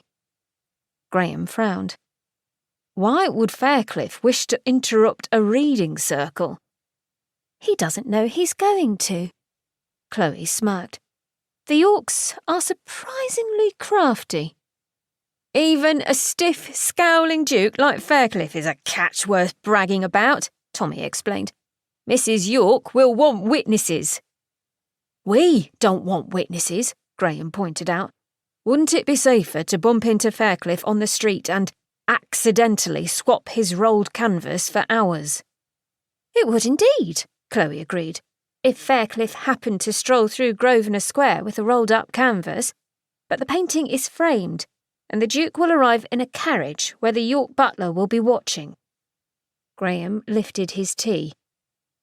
There aren't a lighter set of fingers in all of London, so I've no doubt you can nick the canvas, and we'll ask Marjorie to create the forgery. All 6 Winchester siblings were talented in their own ways. Marjorie was an extraordinary painter who could replicate any artwork to match the original. Chloe smiled. Marjorie finished ages ago. I just needed an opportunity to exchange canvases, and some way to smuggle it out without anyone noticing. She swapped Graham's spoon with Tommy's fork as she thought. Coins and keys were easy objects to palm, but a rolled-up canvas was much too big. Could you strap a tube to your leg? Tommy asked. Perhaps if I walked very carefully, Chloe mused, then shook her head. I would have to lift up my skirts to strap on the tube, and being caught like that would be worse. What I need is... kittens! Their rugged elder brother Jacob strolled into the planning parlour with a lopsided basket in his strong arms. Most ladies love kittens almost as much as a good book. If you were showing off a new pet... Chloe tensed. Although hints of fur clung to Jacob's ripped and patched waistcoat, she'd learned to be wary. The last time her brother had entered a room with a basket, he was trying his hand at snake charming. If she hadn't been wearing her sturdiest boots. Do you really have a kitten in there? Ferrets, he admitted, his dark brown eyes sparkling. But I have the perfect solution out in the barn. Tiglet is the best of all the messenger kittens. Messenger? Kittens? She echoed faintly. Like pigeons, but terrestrial, Jacob explained earnestly. More fur, less filth. The perfect cover. He can find his way home from anywhere. He'll be a splendid distraction, because where there's chaos, there's opportunity, Tommy finished, eyes gleaming. Chloe held up a finger. First rule of 3 impossible things. No plan without a contingency. Graham brightened. May I suggest? Your acrobatic skills are awe-inspiring, brother, but unnecessary in this instance. Graham's shoulders caved. When will it be my turn? Whilst I don't anticipate the need for trick riding on the back of a racing stallion, Chloe assured him, a driver would not be amiss, just in case I must flee in too much haste to flag down a hackney. No hack required. Graham straightened. We can't risk one of our carriages being recognised, so I'll drive a substitute that cannot be traced to the family. Tommy cocked her head. If there is a queue of carriages awaiting their literary-minded mistresses, how will Chloe know which coach is the right one? Mine will have red curtains and a conspicuously displayed glove for good measure. Graham's eyes lit up. Better yet, I will not only be the first carriage you come to, I'll be in the coachman's perch. You shan't miss me. No plan without a contingency. Jacob's curly black hair dipped as he peeked into the basket of ferrets. What if the York staff insist you move the carriage? Tommy clapped her hands. Elizabeth will distract them. When Elizabeth threw her voice, no one could tell where it was coming from. Their sister could emulate an entire crowd of distractions. She was also handy with a sword stick. Either skill would do the trick. Graham turned to Chloe, his eyes serious. If we get separated for any reason, go somewhere safe. I'll find you. She grinned back at him, exhilarated by the upcoming adventure. Huck was finally coming home. The reading circle will have a wonderful afternoon. Other than a wee interlude with Tiglet, the most memorable event will be Miss York charming the Duke of Haughtiness. Graham lifted a broadsheet. Their alliance will be the talk of the scandal columns. No one will remember anything else, which is too bad, because I rather enjoy their wild conjecture about us. One of my favourite columns claims, such a large, isolated house could contain dozens of them. Chloe wrinkled her nose. Those gossips make us sound like bats. I like bats. Jacob scratched beneath the chin of one of the ferrets. Bats are fascinating. They have navels like humans and clean themselves like cats. I have 13 of them out in the barn. Please keep them there, Tommy murmured. Or give them to his iciness, Chloe suggested. Faircliff deserves as much. Graham moved the broadsheets in search of his spoon. No doubt the Duke's interest in Philippa York is monetary.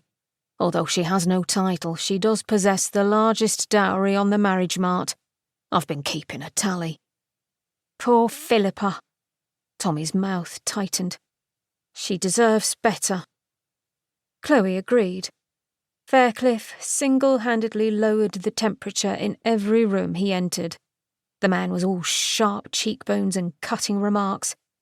That is, to everyone but her. She was invisible when right in front of him, even when she was trying to be seen. Graham made a face. Can you imagine being wed to that block of ice? Chloe pushed her teacup away. I cannot fathom a worse fate. Chapter 2. Lawrence Gosling, 8th Duke of Faircliff, was on the verge of achieving what had once seemed impossible, replenishing the dukedom's empty coffers and restoring its tattered reputation. His father had lived a charmed life on credit he had been unable to repay, and now, with the failure of their country estate's crops, the situation was becoming dire. If Lawrence did not secure a bride with a significant dowry before the end of the season, he would have to send the last of his loyal servants to the streets. He would not repay them so shabbily. Lawrence leaned forward in his rented coach and opened the curtain to be able to address his driver. As with all of his father's grievous missteps, each of Lawrence's attempts to restore respect and prosperity had been won at great personal cost. The sacrifice was worth it. Lawrence's reputation was spotless, his performance in Parliament impeccable. This season, marriage-minded mammas would have him at the top of their lists. For as long as Lawrence lived, the Gosling name and Faircliff title would never again be spoken with derision. No heir of his would be dismissed, forced to shoulder ridicule and isolation. Of course, That was because no one realised his shiny reputation hid a very empty pocketbook. The dukedom didn't need a dowry. The dukedom needed the dowry to end all dowries. A sum so staggering, Lawrence could restore the half-abandoned, entailed country estate, repay the last of his father's debts, and have a respectable chunk left over to invest in a stable future. The dukedom needed Miss Philippa York. "The terrace house at the corner," Lawrence instructed the driver. "The one with yellow rose bushes." "As you please, your grace." Using a coach to travel from one end of Grosvenor Square to the other was a shameless display of pretension and excess, and the reason Miss York's parents looked favourably on a courtship between Lawrence and their daughter. Although he'd sold his last remaining carriage that morning, right down to his prized greys, Lawrence had rented this hack to keep up appearances. Mr. York was one of the most powerful MPs in the House of Commons. Mrs. York was bosom friends with a patroness of Almack's. They had wealth, status, everything they could ever want, except a title. After the wedding, the York's daughter would be a duchess, their grandson a future duke. To them, such a jaw-dropping coup would be more than worth any dowry required. For him, it meant a new leaf. The Earl of Sotheby was seeking partners for an investment opportunity with very attractive interest rates, if Lawrence came up with his portion before the Earl quit London at the end of the season. It was not a flashy wager, like the sort his father had made at his gentlemen's clubs, but the steady interest and future profit would provide a strong foundation for years to come. To Lawrence, marriage to respectable Miss York meant far more than financial stability. His children could be children without fear of mockery or poverty. It would give his sons and daughters the chance, no, the right to be happy. Everyone deserved as much, including his new bride. Lawrence could not afford to woo Miss York for an entire season, but he could give her a week or two to get to know him before the betrothal. He reached for the framed canvas on the seat opposite. "Once the traffic clears, I'll alight at the last house. I shan't be more than half an hour." But the carriages crowding the Yorks' side of the square did not move. The queue appeared to be idly awaiting passengers. One of the Yorks' neighbours must be hosting a tea. He grimaced. Lawrence hated tea. He would rather drink water from the Thames. "Stop here!" He reached for the door. "Find your way to the front of the queue so I know where to find you when I return."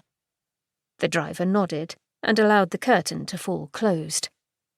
Despite residing on opposite sides of Grosvenor Square, this was Lawrence's first call at the York residence. The warm red brick and painted white columns of the impeccable terrace house were bright and clean. Every window glistened in the sunlight, reflecting the azure spring sky or the trim green grass in the square. Jaw clenched, he strode down the pavement toward their front walk as elegantly as one could with a heavy brown paper-wrapped framed painting clutched beneath one's arm.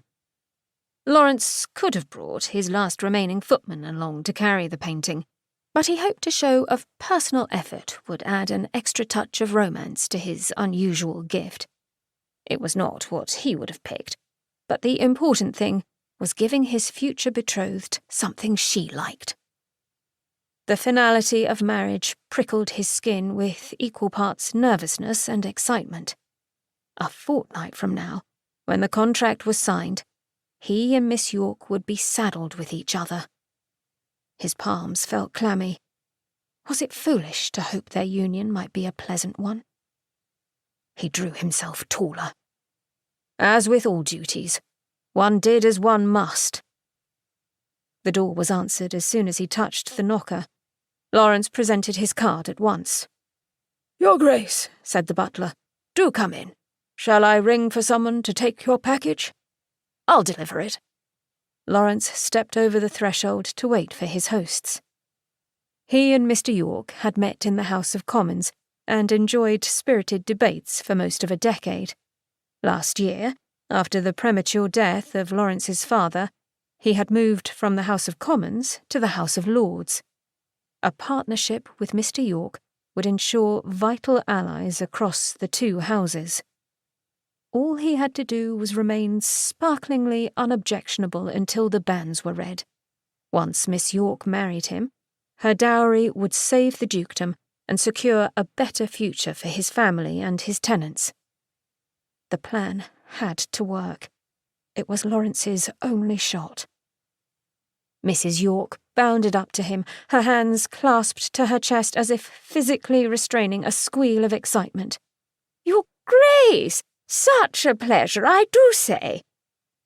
The unmistakable sound of female voices trickled from an open door halfway down the corridor straight ahead.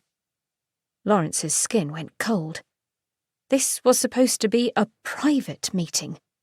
He hated surprises and was inept at impromptu conversations. He excelled in Parliament because he prepared his speeches in advance, just as he had done for today's visit with Miss York and her parents. Interacting with an unexpected crowd would ensure he made a hash out of his well-rehearsed lines. He stepped no farther. "Did I mistake the date?" he inquired carefully. No, right on time as always." Mr. York strode up to join his wife. "You're a man who cleaves to duty, a fine trait, I dare say. Very little in common with your father." Thank you.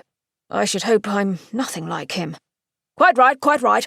Your parliamentary speeches could rival Fox and Pitt. Your father, on the other hand, rarely left his club or his cups. Indeed, there are many who say—" Mr. York coughed and gave Lawrence a jovial clap on the shoulder. "'Tis no time for gossip, is it, my boy?" Lawrence affected an affable smile. At least, he hoped that was what his face was doing. He was conscious every day that the Gosling name teetered on the edge of respectability. Mr. York's unfinished intimation had been clear. There were still those who said Faircliff Dukes were a blight on society. Duke or not, nothing was certain until the contract was signed. "It is our honour, Your Grace," Mrs. York gushed as she fluttered her hands in excitement and impatience. "Is that the special gift for Philippa? Come, you must present it to her at once." "I admit I can't fathom what beauty she sees in that painting," Mr. York murmured. Lawrence held the frame a little harder. Dancing hobgoblins were an unusual subject. He did not understand why anyone would want it. What if, upon second inspection, the young lady realised her error in having expressed admiration for such questionable art, and laughed in his face when he presented it as a gift? Being able to give an item he already possessed had seemed like serendipity. Now he feared the omen might not be positive. His veins hummed with panic. "It sounds as though Miss York is entertaining guests." He gripped the frame. "I should return when I'm not interrupting." "Stuff and nonsense!" Mrs. York looped her hand about the crook of Lawrence's elbow and all but dragged him down the corridor. "It's just a few of her blue-stocking friends. I'm certain they'll all find it amusing to see what you've brought Philippa." Yes, exactly what he was afraid of. But there was no backing out now. His father's word wasn't worth the breath it floated on, but Lawrence had kept every vow for 32 years. Miss York liked the painting. He'd promised to give it to her. On this day, at this time. Nowhere to go but forward. Besides, a few blue stockings was hardly a lion's den. Was it? "Philippa, my dear, look who's arrived!" Mrs. York sang out as they entered a grand parlour. The room was enormous, with seats for over 24 guests, and every chair was full. Lawrence could feel the weight of too many gazes landing on him at once. Half of them he did not recognise. Perhaps those were the blue-stockings. But the other half were familiar faces from polite society. He swallowed hard. He didn't merely need to impress Miss York and her parents. He needed to charm an entire room. If only influencing a parlour full of women were as easy as debating customs and excise reform at Westminster with a few hundred of his peers. Quoting the latest committee findings was unlikely to gain him any points here. He wouldn't acknowledge any of them, Lawrence decided. The situation was too fraught, and the chance for error too high. Missteps, like smiling at or snubbing the wrong young lady. He would place all of his attention on Miss York. That could be interpreted as romantic, could it not? Here he was with a courting gift, a knight bearing a tapestry of dancing demons for his fair maiden. Miss York, for her part, was enshrouded in her usual yards of voluminous lace.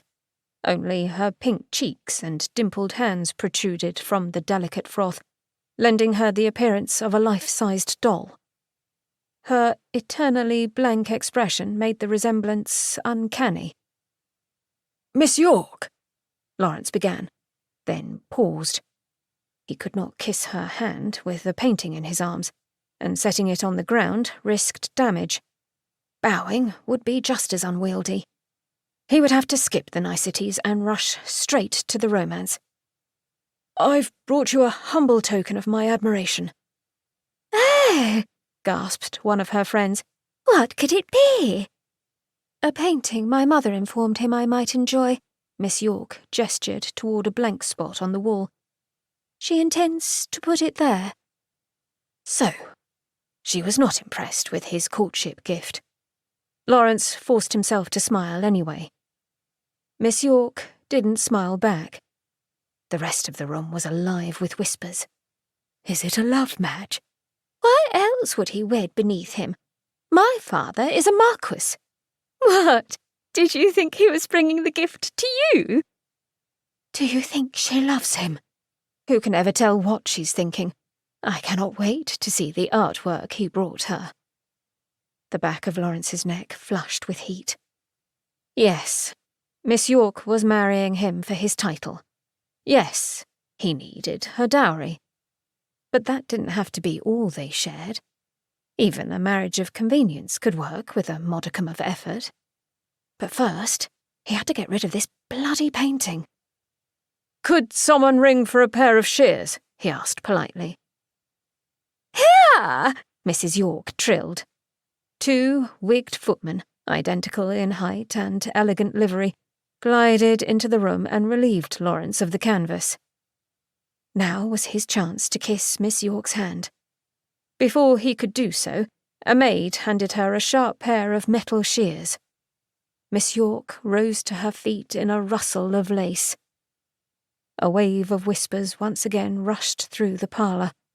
Lawrence risked a subtle glance over his shoulder. Every gaze was transfixed on Miss York. Except for one. One woman's dark brown eyes arrested him. She did not seem curious about the gift. Her disconcertingly intense expression was shrewd, as if she could see through the brown paper package, see through his meticulously tailored layers of fashionable apparel, see through him to the nervousness and desperation beneath. But she did not look away. Her gaze only sharpened, as if she had stripped him bare and still wanted more. His throat grew dry. He tried to swallow. An odd prickling sensation travelled up his spine as though the tips of her fingers had brushed against his skin. He quickly turned back to Miss York. The delivery of the gift had stretched on long enough. If she didn't cut through the paper soon, Lawrence would rip it apart with his bare hands, make his bow and escape to his waiting carriage before he was forced to follow this performance with tea and small talk. "If you'd be so kind," he murmured. Miss York sliced through the brown paper as though she had little interest in safekeeping the art beneath. The paper fell away. The painting was exposed. A gasp rippled through the crowd. Whether at the romance of the gesture, or because the subject featured a family of mischievous sprites, Lawrence could not say. "Thank you," Miss York said. "You are most kind." Was she smitten? Bored? She did not appear to be upset or in any danger of swooning. He gave a gift. She received the gift. Fin. The back of his neck heated anew. He appreciated her extreme lack of drama, Lawrence told himself. After her dowry, her predictability was his favourite trait. A woman like Miss York would never muddy the Faircliff title with scandal. She was exactly what he needed. No scrapes, no surprises. Mrs. York burst into loud applause. Huzzah! Everyone in the room followed suit. Everyone, that was, except Miss York, and the oddly intense young woman with the mocking half-smile. Her gaze continued to track him, as though she could hear each over-loud heartbeat and sense each shallow breath from across the room. He did not like the sensation at all. Despite the room full of strangers, her regard felt strangely intimate and far too perceptive. "As soon as the painting is hung," Mrs. York chirped, "we shall all remove to the dining room for a nice, leisurely tea." Good God, anything but that. Besides his distaste for tea, Lawrence could not court anyone properly while dodging the unsettling gaze of the woman with the pretty brown eyes. Even now he was thinking of her instead of concentrating on Miss York. It would not do. Once the painting was hung, Lawrence would bolt out the door and into the sanctity of his carriage. His driver had better be ready to fly. Chapter 3. Chloe folded her hands in her lap and did her best not to glare a hole right through the handsome, haughty Duke of Faircliff. All of this would have been much easier if Faircliff would simply return the painting. But addressing his arrogance directly did not work. Chloe and her siblings had pleaded for months in countless letters sent to his home and dozens of humiliating attempts in person. His infuriating loftiness was far too superior to see reason, or commoners like the Winchester siblings. His frigid blue gaze looked right at Chloe and slid away just as quickly, having glimpsed nothing to attract his interest. How many times had she and Faircliff crossed paths? Hyde Park, Berkeley Square, Westminster. Every disdainful glance in her direction was as indifferent as the last. She lifted her chin. Bean had taught her that. To the right person she would be visible and memorable. Faircliff was clearly the wrong person. Not that she wanted him to notice her, Chloe reminded herself. The continued success of Jane Brown hinged on her uncanny ability to be wholly unremarkable under any circumstances. She gripped the soft muslin of her skirt. Tommy might be an unparalleled genius with disguises, but Chloe needn't do anything at all to blend in and be forgettable. She possessed one of those faces that was at once familiar yet too ordinary to pick out from a crowd. She was neither tall nor short, ugly nor pretty. Nothing about her stood out. Her skin wasn't palest alabaster like Philippa York's, or golden bronze like her brother Graham's. She was not thin and willowy like Tommy, or pleasingly plump like Elizabeth. Her limp brown hair wasn't spun flax like Marjorie's, or blessed with glossy black curls like Jacob's. Chloe was neutral and dull, with nary even a freckle to add a spot of interest. She was just there, like a dust mote in a shaft of light. Her perpetual insignificance had helped her through scrape after scrape. Chloe would never admit how much she wished, just once, to see a flicker of recognition reflected back at her. Not that her expectations of Faircliff were high. What type of conceited, cold-hearted knave blithely gave away a painting he did not own as a courtship gift? A villain like that could not be trusted or reasoned with. He'd had his chance to deal honourably. Chloe wouldn't beg him for the painting even if she could. At this point, the duplicitous, arrogant blackguard deserved to have it whisked out of his hands. She forced her tense fingers to unclench and folded them in her lap. Soon. "Thank you ever so much for your charming gift," Mrs. York cooed loud enough for the entire party to hear, and likely the neighbours as well. "Philippa is overjoyed." Philippa did not appear to be overjoyed, or even middling-level joyful. She bore the same "I am here because I must be" expression she wore at every social function, save the brief occasions when her mother left her side and the reading circle could actually talk about books. Chloe imagined her far more interested in the Duke's famed library than in the man himself.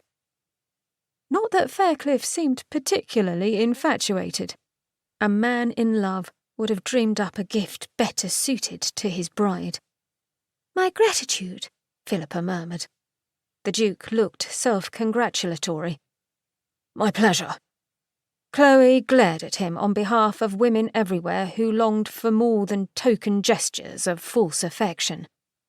But Faircliff's kind didn't waste time on matters of the heart. Lords and ladies, or those who aspired to become them, selected their unions with cold practicality. Their minds were muddied not with emotion, but with visions of titles and dowries and estates and social connections. Chloe was delighted not to belong to a world like that. Mrs. York clapped her hands together. "And now, a celebratory tea!" The Duke's face displayed a comical look of alarm. "I don't think—" "You must join us." Mrs. York's hands flapped like a frightened bird's. "The ladies were about to have oatcakes and cucumber sandwiches." "We were about to discuss epistolary structure in 18th century French novels," Philippa murmured. "I never meant to interrupt," Faircliff said with haste. "I mustn't stay. And in fact—" "Nonsense! Come, all of you!" Mrs. York waved her arms about the room, driving her guests into the dining room like a shepherd herding sheep. Chloe and Faircliff were both caught in the flow. Once they passed through the doorway, however, Chloe stepped to one side. She could not take a seat at the table or she would be stuck there for the next hour. While everyone else was occupied, this was her chance to liberate her beloved Puck. But first, she needed an excuse to disappear. An adorable, furry reason. She released Tiglet from the large wicker basket.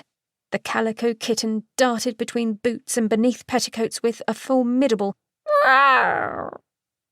Mrs. York gave a dramatic shriek in response. Tiglet scaled several curtains in search of an open window before darting out of the dining room and flying off down the corridor as though his tail were afire. Chloe gasped as if shocked that her homing kitten was attempting to dash home. "How embarrassing! I'll run and find the naughty little scamp at once. Please don't wait for me." Philippa glanced up from her place at the table. "I could help." "Sit down," her mother hissed. "The Duke is here." Philippa sighed. "We could at least ring for a maid or footman." "It's really no trouble," Chloe assured her. "Please serve the tea." With a meaningful glance to Mrs. York, Chloe made several unsubtle tilts of her head toward the Duke of Faircliff, who was tarrying noticeably, as if reluctant to take his place at the table.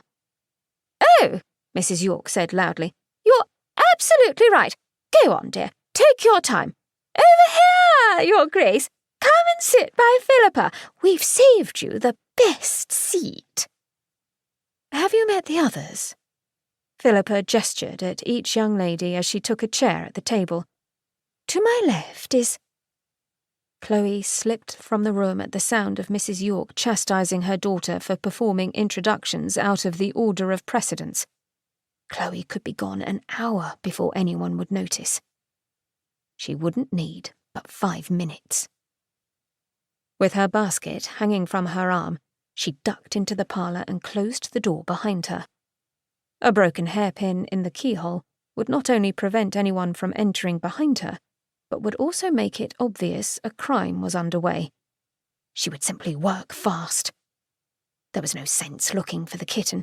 Strands of calico fur and unfortunate paw prints on a velvet curtain indicated Tiglet had already found an open window and was well on his way home. Chloe hurried to lift her family painting from the wall and carried it behind a chinoiserie folding screen in the corner. Cutting the canvas free was not an option. The replacement must look identical to the original, and besides, she would never damage an object that meant this much. Quickly, she lay the frame face down and removed her tools from the basket.